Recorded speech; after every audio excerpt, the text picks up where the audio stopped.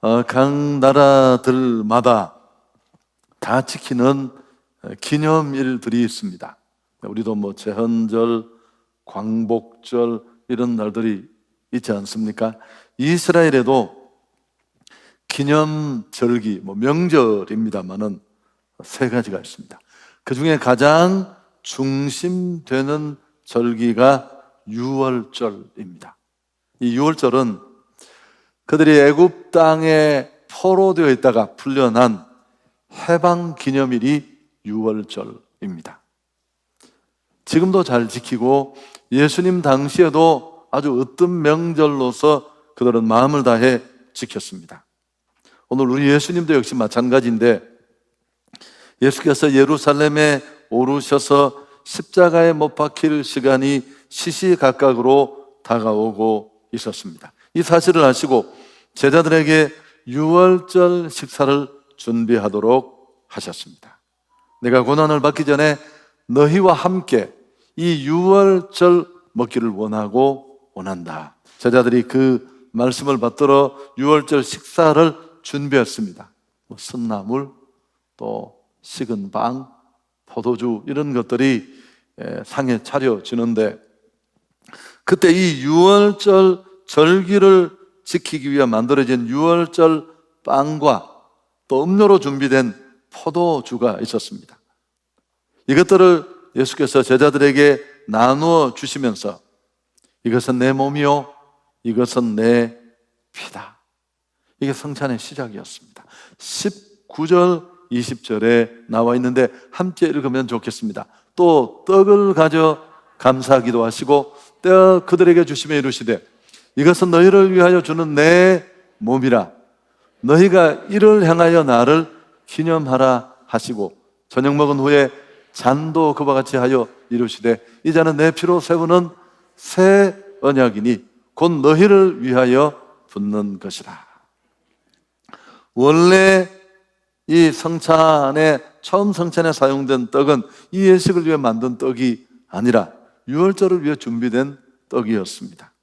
식사 중에 일반적으로 먹던 음료와 떡을 이렇게 특별하게 의미를 부여하시고 제정하셨습니다.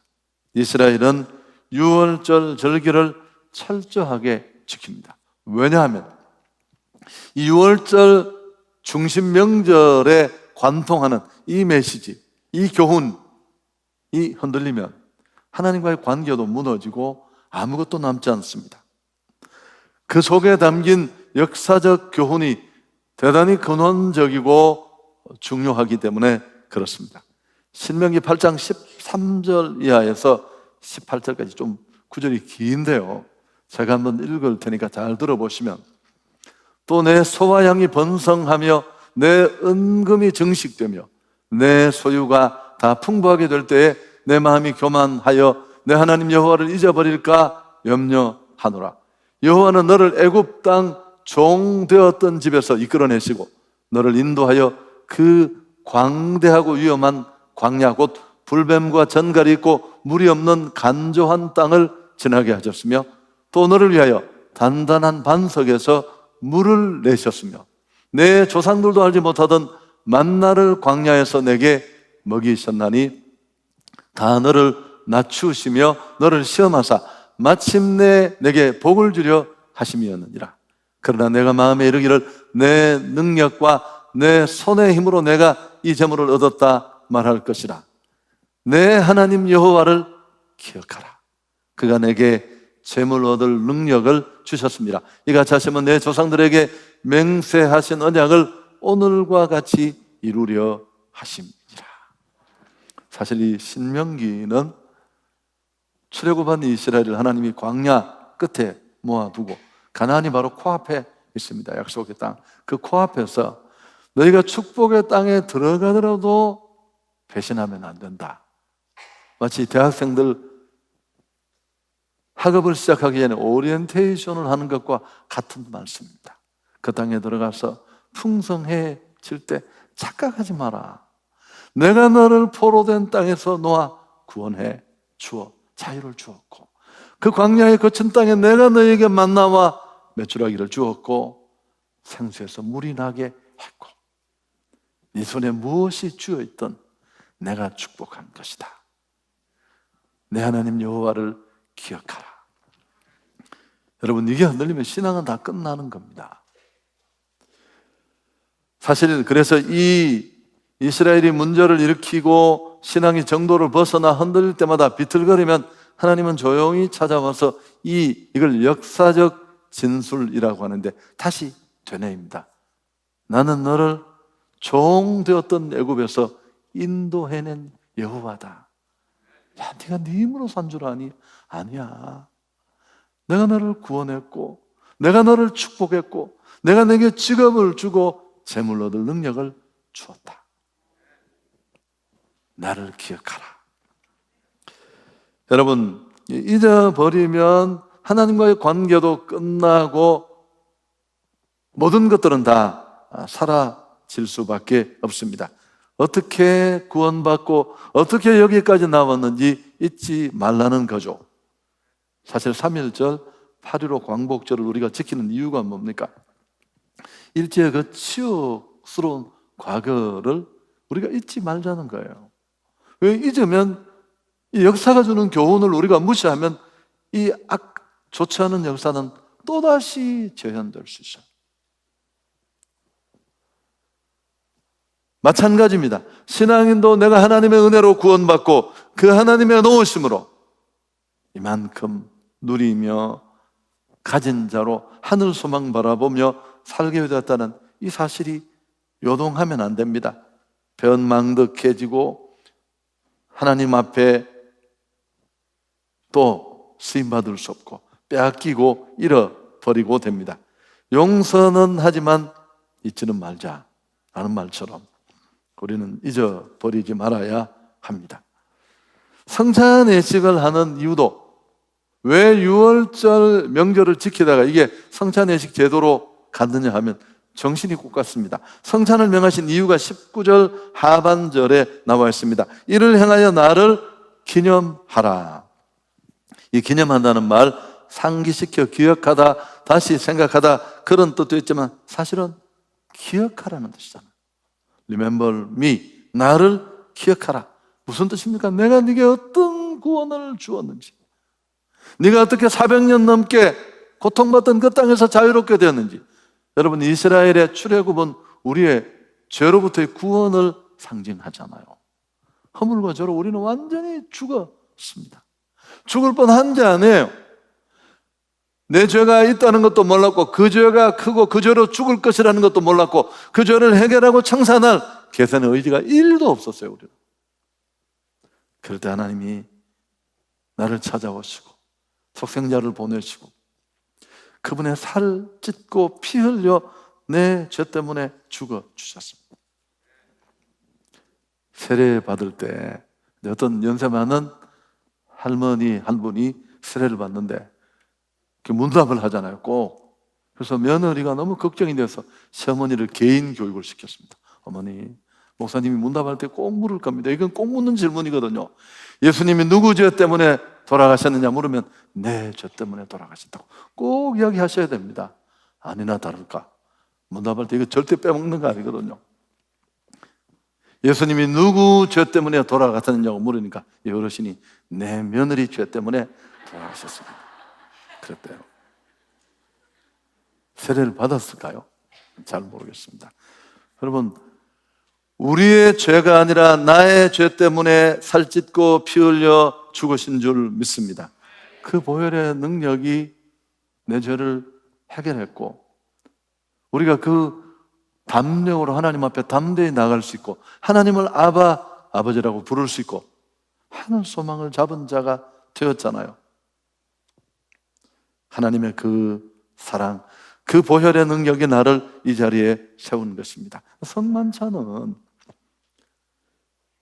예배를 번거롭게 하는 절차가 아니라 나를 위해 죽으신, 내가 어떤 은혜를 받았고 내가 어떤 사랑을 받았고 구원 이후에 그 하나님이 별 볼 일 없던 나를 어떻게 여기까지 빛나게 이끄셨는가를 기억하고 되새기는 그런 예식인 줄 믿습니다. 그 떡과자는 나를 위해 찢기신 주의 몸과 피를 상징합니다.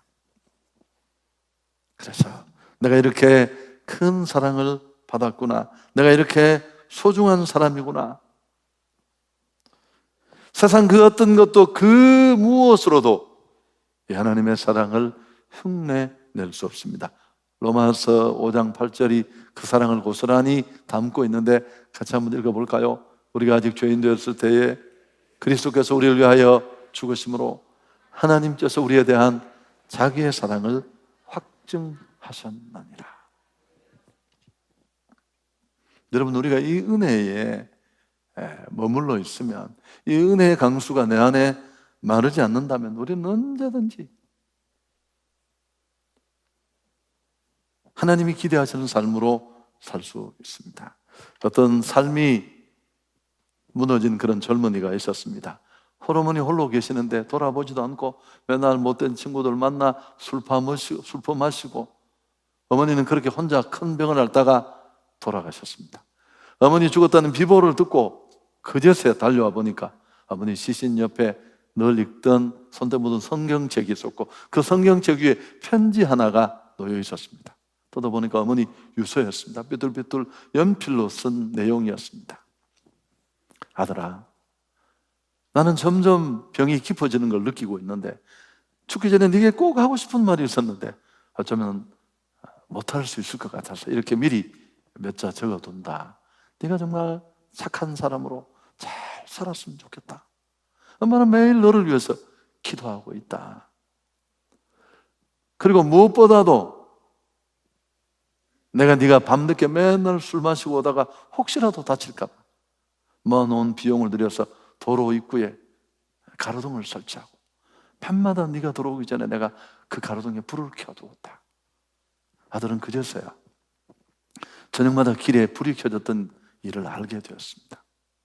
어머니는 꼭 좋은 사람으로 잘 살고 구주 되신 예수님을 만나고 신앙생활 했으면 좋겠다고 그렇게 편지에 적었습니다. 그렇게 잘 믿다가 다음에 천국에서 만나자. 아들이 이 편지를 읽고 뭐 당연히 펑펑. 장례식 이후에 완전히 청년이 달라졌어요. 술 끊고 못된 친구들 안 만나고 직장생활을 열심히 하고 무엇보다도 교회 등록을 해서 출석하기 시작했습니다. 사람들은 엄마가 돌아가신 충격으로 잠깐 저러다가 말겠지 싶었는데 아니었습니다.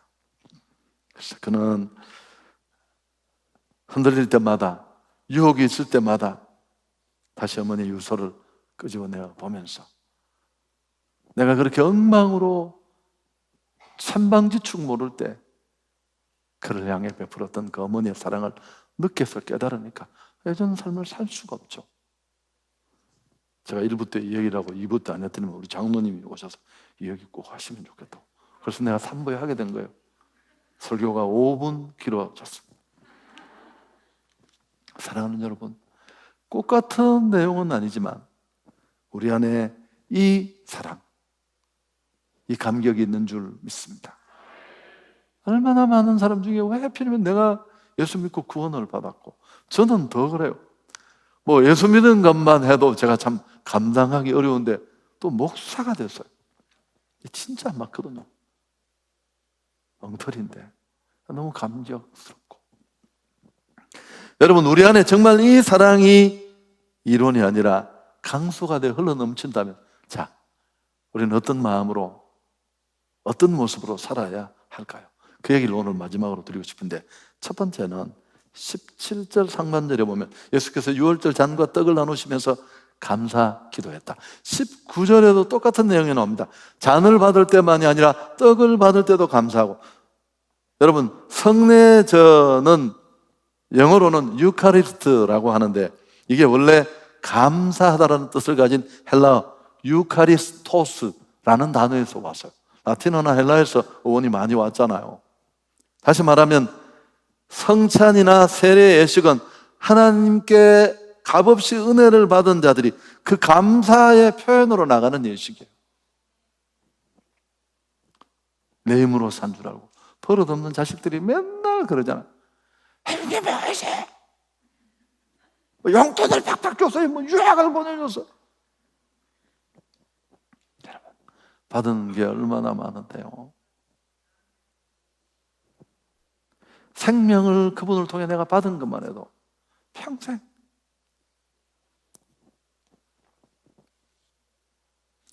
그래서 구원받은 자를 향하신 이 구원의 은혜가 자기 안에 있는 사람의 삶의 모습은 감사합니다. 감사. 기억하라, 내 하나님 여호와를 기억하라. 이 말은 인정하라는 뜻입니다. 여러분, 이 사실이 희미해지면 신앙생활이 다 흔들려요.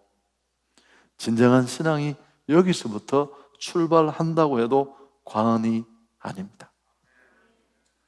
혹시 착각 속에 교만하고 사람 앞에 안하무인이고 내가 잘하는 것처럼 여기고, 여러분, 우리는 그럴 수 있습니다. 제 아내가 그래요. 사람들이 나를 불편해하는 것 같다니까.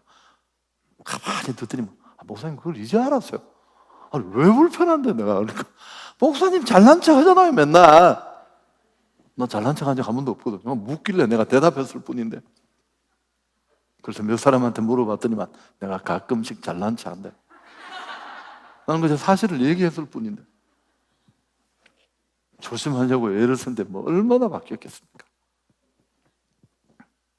사랑하는 여러분, 감사의 태도를 잊지 맙시다. 이거 망각하면 벽에 붙어서가 기재기하고. 어느 날 성 프란시스의 제자들이 위대한 자기 스승에게 물었습니다. 선생님, 어떻게 하면 선생님처럼 겸손해질 수 있습니까? 프란시스가 대답했습니다. 예수님을 한 번만 진실로 쳐다봐라. 그러면 인간은 결코 교만할 수가 없다. 여러분, 우리가 진짜 예수를 만났고 그 사랑을 알고 그 은혜가 내 안에 있으면 우린 잠깐은 착각할 수 있지만 다시 제자리로 돌아오고 내가 어떤 사람인지를 알고 어떤 은혜가 나를 여기까지 그런지를 아는데 그럴 수는 없잖아요. 또 한 가지, 여러분, 이 그리스도의 죽으심과 하나님의 멈추지 않는 사랑, 값없이 공짜로 주는 이 은혜로 용서받고 구원받은 우리는 너무 감격스럽고 그 사랑이 너무 감동되니까 이 사랑을 자랑하고 전하게 됩니다. 고린도전서 11장 26절, 성찬식 때 단골로 읽는 구절이잖아요. 함께 읽습니다. 너희가 이 떡을 먹으며 이 잔을 마실 때마다 주의 죽으심을 그가 오실 때까지 전하는 것이다. 십자가 사랑이 내 안에 감동으로 있으면 이 예수님을 우리는 드러낼 수밖에 없습니다. 선교적 삶은 꼭 선교지를 안 가도 돼요. 내가 만난 예수님을 자랑하면 됩니다. 내 안에 행복 있다? 행복 있다. 우리 표와도 딱 맞아 떨어져. 내 안에 이 행복이 있는데 감동 있는 영화 하나 12,000원 보고도 좋아서 막 친구 만나서 그 영화 꼭 봐야 된다. 여러분, 사랑하는 가족들, 이웃들, 정말 주님과 동행하는 행복이 우리 안에 있다면 우린 예수를 전해야 합니다. 성도들이 우리 한성교회의 이 전도나 선교에 멈추지 않는 모습을 불편해할 수 있고 부담스러워할 수 있습니다. 따가운 눈초리를 제가 왜 모르겠습니까? 그러나 저는 괜찮다고 생각해요. 우린 해야 할 일을 할 뿐입니다. 5월 30일, 31일 행축당일, 여러분 꼭 그분들을 이끌었으면 좋겠고 2차 작정이 지금 진행 중입니다. 혹시 노락되신 분들 그냥 영혼을 품으십시오. 제일 큰 은혜는 사실은 전도하는 은혜예요. 나를 통해 누군가가 복음을 받고 예수를 알고 그 사람이 또 생명 가진 신앙인으로 바뀌어가는 걸 보면 여러분, 우리는 그보다 더 큰 감격이 없고 은혜가 없을 줄 믿습니다. 전도와 선교, 복음으로 세상을 섬기는 일에 우리는 다 헌신할 수밖에 없습니다. 평생 십자가 사랑과 은혜를 잊지 않기를 축복합니다. 설교 정리하겠습니다. 성찬은 성도만이 누릴 수 있는 축복이고 특권입니다. 여러분, 성만찬이 주는 은혜는 커요. 형식이나 절차가 아닙니다. 그래서 안디옥 교회 감독이었던 이그나티우스는 몇 편의 서신서를 썼는데 그는 주님의 만찬을 이렇게 말했습니다. 불사의 약이요 죽음의 해독제다. 성만찬은 은혜 주시는 방편입니다. 과거에 이런 사실을 잘 알던, 가장 큰 은혜의 통로라는 사실을 믿었던 사람들은, 성도들은 성찬을 못하게 하는 게 교회 안에서 줄 수 있는 가장 큰 벌이었습니다. 50년 전에 어떤 교회 당회록을 보면 아무개 권사는 장남을 불신자와 결혼시켰으므로 6개월 수찬 정지에 처함. 아무개 누구누구는 3차례 주의를 무단 범하였으므로 6개월간 근신케 하고 수찬 정지에 처함. 이게 최고 벌이었습니다. 함께 성찬을 한다는 건 하늘나라 천국에 있을 그 영원한 식사에 대한 모형일 뿐만 아니라 우리가 예수님 안에 한 가족이라는 것. 옛날에 어른들이 좋지 않은 것 같아요. 말 안 듣는 아이를 식사 시간에 밖으로 내쫓아. 나가 임마. 그렇게 하시면 안 돼요. 그 정신적으로 굉장히 타격을 받고요. 네 우리 식구가 아니라는 거죠. 요즘의 성도들은 우습게 여길지 모르지만 여러분, 오늘 이 성찬해 주는 축복을 놓치지 않기를 바랍니다. 그래서 이 코로나 상황에 할까 말까 어떻게 해야 될까 얼마나 고민이 많았겠습니까? 제가 밥 먹고 그것만 생각하는데, 그래서 우리 장로님들이 뒤에서 교육자들과 도와주시고 또 이 성찬에 참여할 요건을 갖춘 분들은 우리가 다 이 성찬 키트를 이미 다 보냈어요. 그래서 오늘 온라인으로도 함께 참여하는, 또 약간 제한받는 면도 있지만 어떤 측면에 우리가 정말 우주적인 공동체의 한 구성원이라는 것, 공간 초월해서 느낄 수 있는 그런 또 기회도 된다고 생각합니다. 그런 은혜가 있기를 축복합니다.